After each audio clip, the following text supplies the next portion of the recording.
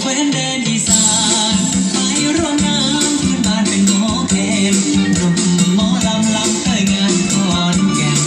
เป็นหมอแคนช่วยเป่าแคนน้ำเจอนวลน้องงามกะไรยิ้มละไมยั่วใจหนุ่มหมอลำเจ้าของพันนวลเหมือนจันยามค่ำ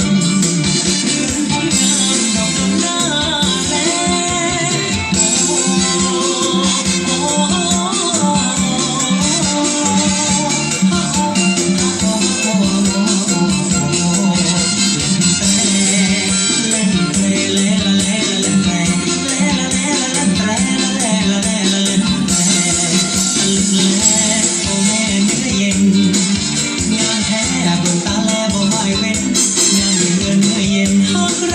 ก็อยากเป็นแฟนมาเธอน้องเป็นคู่ใจ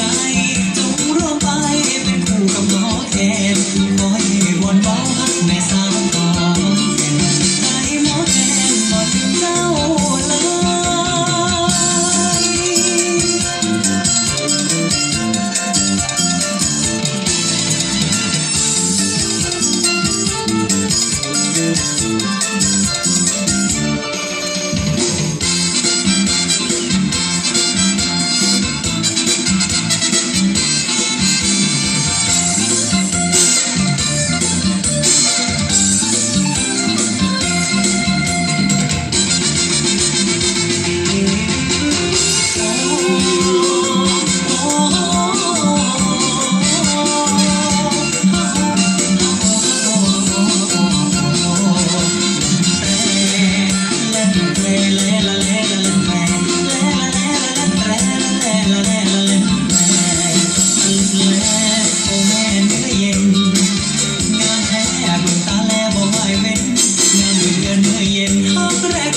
อยากเป็นแฟนมาเธอน้องเป็นคู่ใจจงร่วมไป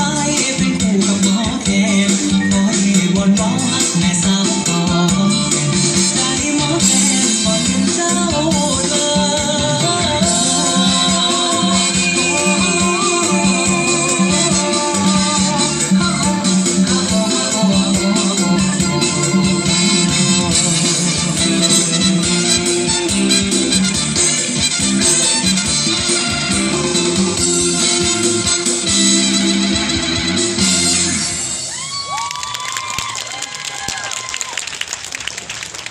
Wah, tahay titi halina.